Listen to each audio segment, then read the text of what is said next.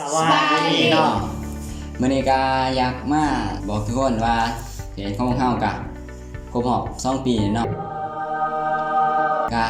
อยากขอบใจทุกคนที่ได้ร่วมเดินทางกันมาจนฮอดมื้อนี้เนาะมื้อที่ครบรอบ2 ปีเนาะก็อยากให้ทุกคนเนาะร่วมเดินทางกับพวกเฮาแบบนี้ไปเรื่อยๆเนาะเรื่องไปเรื่อยๆจนพุ่นแหละจักสิฮอดมื้อใดก็เดินไปโดด มื้อนี้ก็สิมาเบิ่งคลิปเก่ามาถามทีมงานว่ามาคลิปใดแล้วก็ถามเหตุผลคลิปตัวใดวะ โอ้ยนอกคลิปตัวนี้นะตัวกูโต๊ด การแสดงแบบข้อที่อ่ะ อีกเดียว เข้าเป็นบ้า เข้าเป็นวาวตอนกูขนรอเลยนะตา การแสดงแบบ เอามือใหม่ เพื่อนยังขนาดเยอะ สบายดี การเปิด เยี่ยม เจ้าพวกมึงเกมไม่ปล่อยขอตัว มูไหม มือมาดิน โน เพื่อสิได้อินเทอร์เน็ต จะได้ไปของเนอะ ยิดคือทำอะไรนอกตอนนั้น จะได้กับเขาไปนั่งง่ายได้ง่ายกินอะไรง่าย กูมักต้องกินขนมขาดอ่ะ โรสปรินไปคอยข้าหาเรียอะไรหรอโอ้อยู่ก็ไม่ไก่กันเนี่ยที่โทษเดียวเลยนี่นะนี่นะก็จะ มาเทียนนิด คลิปเองนี่ ตัวนี้นะแตกครับเว้ยกินอะไรมาเดี๋ยวนี้ข้าวเดียวเบิร์ด แซ่ดี ใช่ดี ใครบ่ทันเบิ่งไปเบิ่งเด้อ 10,000 วิวกูก็มึง นี่คือเป็นคนจริง2018แม่นบ่2017 2017ป่ะ คนจริง2017 ที่เจ้าหากันว่าคบ กันว่าคม อ้าว ที่สหากันว่า นี่ก็การทันว่าทันวาคมโดนโกไก่ ตอนนี้บักโดดำ เบิ่งทรงผมถึงแฮ สิแกกูกระตือนี่แฮก นี่ในกลุ่มซื้อ เดี๋ยวตอนนี้ไม่แต่พอชิมืดบดีตะขาดหางเลยโคซิวอ่ะ ชิวหนาวชี้หนาวโยพาเลย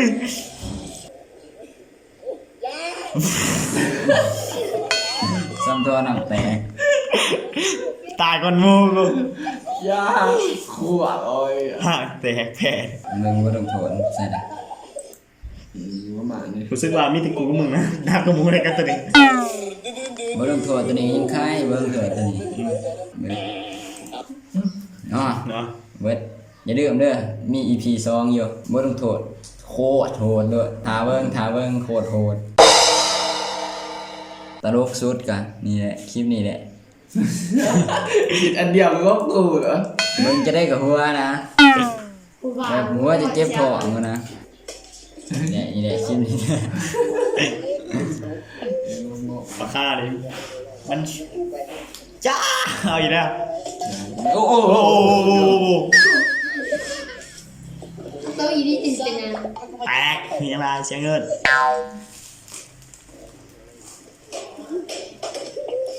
ถึงแล้วมึงงง โอ้ยมาคลิปเลยใช่ละนี่ นี่คลิปยังวะตัวนี้วะ โอ้ยฝนตกแม่เตียงผ้า คลิปแบบกระโปรงที่นี่นะ กระโปรงนี่นะ การแสดง ยีโร่นอนที่ตอนนี้ นอนต่อ การตัดต่อโคตร แบบชิวๆนะการตัดต่อ หนาเพื่อนเองนะ ได้ยังได้ยอดได้เท่าไหร่53นี่กดค่ะคอมเมนต์ให้เร่งคอมเมนต์ แจ่ว โคตรฮั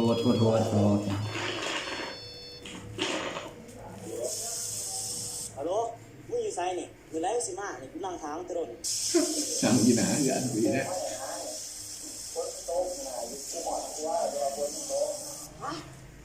วันตกน้ำมึงบอก พ่อ ว่าที่นี่ 1 กิโลเนี่ย เอายีโร่โอ้กดกระโปรง มันสิมักไอ้นี่มักตัวนี้ ที่มันนอกเขาในเมืองกระแสดีจะได้คลิปนี่ไปบ้านเบิ่งกับไปเบิ่งเด้อ นาคอยท่าตะกี้เนาะโคตรหล่อ300ไปไล่พุ่น นี่จุดขายมึงคิด ยืดมันเบรกคนเดียวนะตะกี้ไป2คน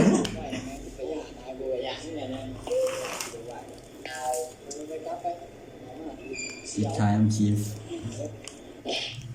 30วินาทีผ่านไปอ๋อนะ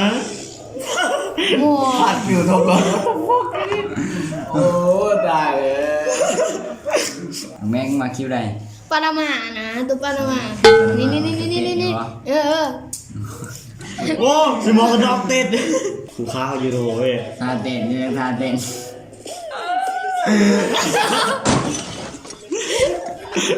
ยูโร เจ็ดดึง ดีเจ้านี่ เป็นคลิปที่มาแห้งเนาะมาแห้งเริ่มมาแห้งคลิปที่แบบถ่ายรูปธรรมดาลงโทษโหซื่อๆบ่คิดว่ามันสิได้ยอดไลค์ อย่าวิวยังปานนี้ ยอดได้กะ2006 2008ยอดวิว4-5หมื่นนี่แหละกับก็คิดว่าธรรมดาแล้วก็คลิปถ่ายรูปธรรมดาแล้วก็ลงโทษก็สิคิดว่าซ้ำร้อย กับบ่ได้วางยังไร แต่มันขึ้นก็ดีใจอยู่ดีใจด้วยแหละ ไม่ดีใจสุดเลยนะ กำลังใจมาเต็ม เลยอีกคลิปหนึง ยางอ้ายก็บ่มีแหละเสียเบิดแต่ยางอ้าย เขาหูอันเมื่อไป ไปเบิ่งมันก็เป็นคลิปถ่ายรูปธรรมดาก ำลังใจว่าเต็มเลยนะ ถ่ายรูปธรรมดา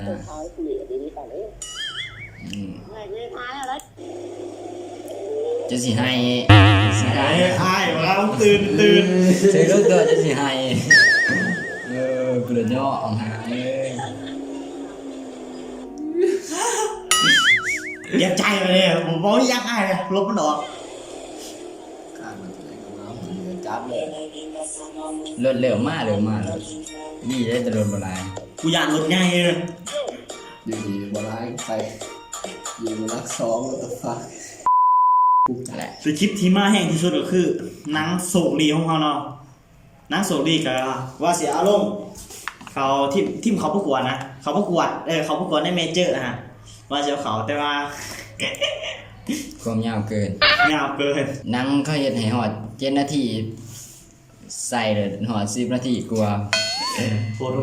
เรื่องทายยากอะยากอยู่ผิดกลัวเท่ากับบ่ได้เอาลงไปประกวดสัก